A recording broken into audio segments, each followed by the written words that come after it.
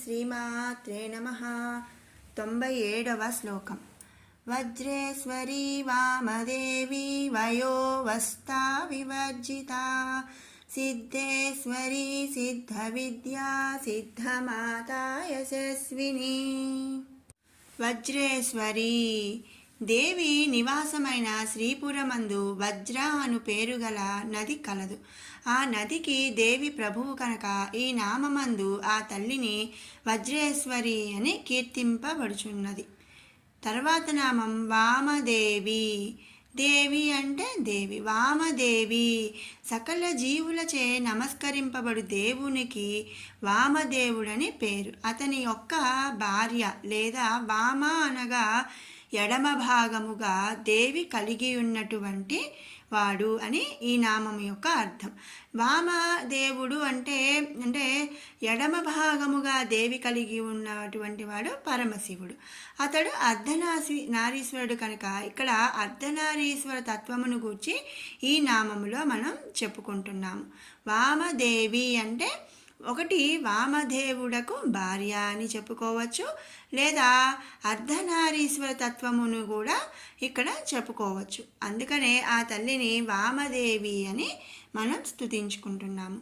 తర్వాత నామం వయోవస్థ వివర్జిత.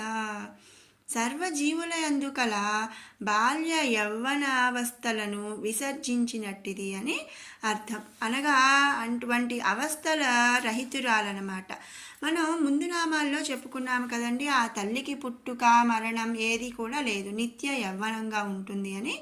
మరి అలా పుట్టుక లేనప్పుడు, మరణము లేనప్పుడు మరి బాల్యం యవ్వనం ఇలాంటి ఏవి కూడా ఆ తల్లికి ఉండవన్నమాట. అవన్నీ కూడా విసర్జించినది, ఆ అవస్థల రహితురాలు కాబట్టి ఆ తల్లిని మనం వయోవస్థ వివర్జిత అని స్తుతించుకుంటున్నాము. తర్వాత నామం సిద్ధేశ్వరి. ఈశ్వరి అంటే ప్రభువు, అంటే సిద్ధులకు ఈశ్వరి అంటే ఫలములను సిద్ధి అని కూడా అంటారనమాట. ఫలములను సిద్ధి అందరు కనుక ఫలములకు ప్రభువు వంటిది కాబట్టి ఆ తల్లిని మనం సిద్ధేశ్వరి అని స్తుతించుకుంటున్నాము. తర్వాత నామం సిద్ధ విద్య. సిద్ధ అంటే సిద్ధినిచ్చు, విద్య సిద్ధినిచ్చు విద్యాస్వరూపిణి లేదా సిద్ధిని కలిగించు విద్యాస్వరూపిణి అని ఈ నామములో మనం చెప్పుకుంటున్నాము. కాబట్టి ఆ తల్లిని సిద్ధ విద్య అని స్తుతించుకుంటున్నాము. తర్వాత నామం సిద్ధమాత. సిద్ధులకు తల్లి వంటిది, సిద్ధులను రక్షించు సిద్ధరక్షిణి అని ఈ నామంలో మనం చెప్పుకుంటున్నాము. అలా అంటే సిద్ధులకు తల్లి వంటిది కాబట్టి ఆ తల్లిని సిద్ధమాత అని స్తుతించుకుంటున్నాము. తర్వాత నామం యశస్విని. యశస్విని అంటే అత్యున్నతమైనటువంటి కీర్తి కలిగినది అని అర్థం. కాబట్టి అంటే ఆ తల్లిని మించి ఇంకెవరూ లేరు, ఆ తల్లిని సరసమానులు ఎవరూ లేరని మనం ముందు నామాల్లో ఎలా అయితే చెప్పుకుంటున్నామో మరి అంత అంటే సరిసమానం లేదు అంటే ఆమె కీర్తి అత్యున్నతమైనటువంటిది, ఎంతో గొప్పది కాబట్టి అలాంటి కీర్తి కలిగినది కాబట్టి ఆ తల్లిని మనం యశస్విని అని స్తుతించుకుంటున్నాము. 98వ శ్లోకం. విశుద్ధి చక్ర నిలయా రక్తవర్ణా త్రిలోచనా ఖట్వాంగాది ప్రహరణ వదనైక సమన్విత. విశుద్ధి చక్ర నిలయ. మనం ఇంతకు ముందు చెప్పుకున్నాము కదండి, షట్చక్రాలు. విశుద్ధి చక్రం అంటే షట్చక్రాల్లో ఒక చక్రం విశుద్ధి చక్రం. నిలయ అంటే నివాసము. విశుద్ధి చక్రము నివాసముగా కలది అని ఈ నామంలో మనం చెప్పుకుంటున్నాం.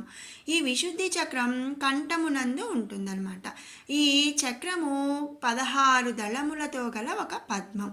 ఈ పద్మమునందు ఉన్నటువంటి శక్తి డాకిని శక్తి స్వరూపము. ఆ శక్తి స్వరూపము నివాసముగా అంటే విశుద్ధి చక్రము నివాసముగా కలిగి ఉన్నది కాబట్టి ఆ తల్లిని మనం విశుద్ధి చక్ర నిలయ అని స్తుతించుకుంటున్నాము. తర్వాత నామం ఆరక్తావర్ణ. ఆరక్త అంటే కొంచెం లేత ఎరుపు రంగు అనమాట. వర్ణ అంటే వర్ణము. కొంచెం ఎరుపు లేదా లేత ఎరుపు రంగు కలిగి ఉన్నది కాబట్టి మనం ఆ తల్లిని ఆరక్తావర్ణ అని స్తుతించుకుంటున్నాము. తర్వాత నామం త్రిలోచన. త్రి అంటే 3, లోచన అంటే కళ్ళు. 3 కనులు కలిగినది కాబట్టి ఆ తల్లిని మనం త్రిలోచన అని స్తుతించుకుంటున్నాము. మరి అంతే కదండి, ఆ తల్లిని శివతత్వం కలిగి ఉన్నది అని చెప్పుకుంటున్నాము. శివునికి 3 కళ్ళు ఉన్నాయి కాబట్టి శివతత్వము కలిగిన ఆ దేవికి కూడా 3 కళ్ళు ఉన్నాయి అని, అలా 3 కనులు కలిగినది కాబట్టి త్రిలోచన అని మనం స్తుతించుకుంటున్నాము. తర్వాత నామం కట్వాంగాది ప్రహరణ. కట్వాంగం అనగా కర్ర మీద బోర్లించిన పుర్రె. ప్రహరణ అంటే బోర్లించిన పుర్రె, ఆయుధముగా కలిగినది కాబట్టి. అంటే దీనితో పాటు ఇంకో రకంగా కూడా చెప్పుకోవచ్చండి. 4 చేతుల అందు 4 ఆయుధాలు ధరించినదని కూడా ఈ నామం యొక్క అర్థం అన్నమాట. కాబట్టి అలా 4 చేతుల యందు 4 ఆయుధాలు ధరించినది కాబట్టి ఆ తల్లిని కట్వాంగాది ప్రహరణ అని మనం స్తుతించుకుంటున్నాం. తర్వాత నామం వదనైక సమన్విత. వదనైక సమన్విత అంటే ఒక్క ముఖమే కలిగి ఉన్నట్టిది. ఆ తల్లి ఒక ముఖమే కలిగి ఉన్నది అని ఈ నామంలో మనం చెప్పుకుంటున్నాం. అందుకే ఆ తల్లిని వదనైక సమన్విత అని మనం స్తుతించుకుంటున్నాము. విన్నారు కదండి 97, 98 శ్లోకాల వివరణ. ఇప్పుడు 95 నుంచి 98 వరకు కూడా 2 సార్లు పారాయణ చేసుకుందాము. ఓం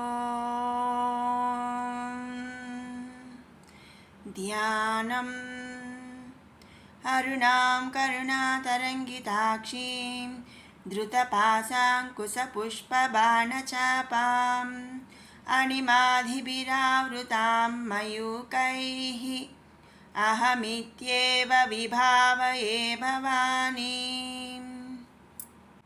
ధ్యాయేత్ పద్మాసనస్థాం వికసితవదనాం పద్మపత్రాయతాక్షీం హేమాభాం పీతవస్త్రాం కరకలితలసద్ధేమ పద్మాం వరాంగీం సర్వాలంకారయుక్తాం సకలమభయదాం భక్తనమ్రాం భవానీం శ్రీవిద్యాం శాంతమూర్తిం సకలసురనుతాం సర్వసంపత్ప్రదాత్రీం సకుంకుమవిలేపనామళికచుంబికస్తూరికాం సమందహసితేక్షణాం ససరచాపపాశాంకుశాం అశేషజనమోహినీ మరుణమాల్యభూషోజ్వలాం జపాకుసుమబాసురాం జపవిధౌ స్మరేదంబికాం.